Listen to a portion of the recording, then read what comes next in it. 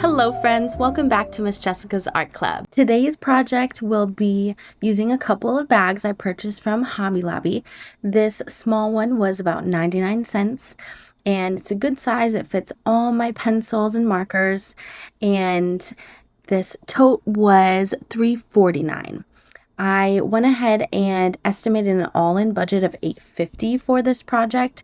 I already had my acrylic paints, already had brushes, but if you don't have any of these, that is approximately what you're looking at. So I am painting my vegetables directly. I tried stamping it onto the paint itself and it didn't really transfer well. So if you can, definitely paint those fruits first or veggies first, and then stamp them down that way. I also had some marigolds and some zinnias from the garden, so I am stamping those.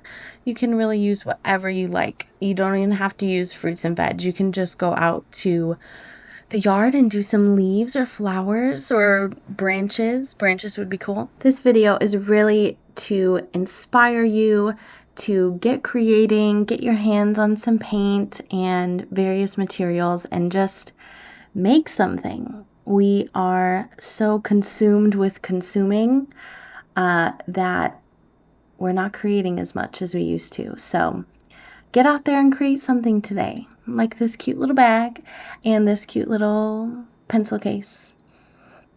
So adding some different colors here, kind of going for like a festive fall theme. And the last step is using this textile medium to seal in your paint once it's dry.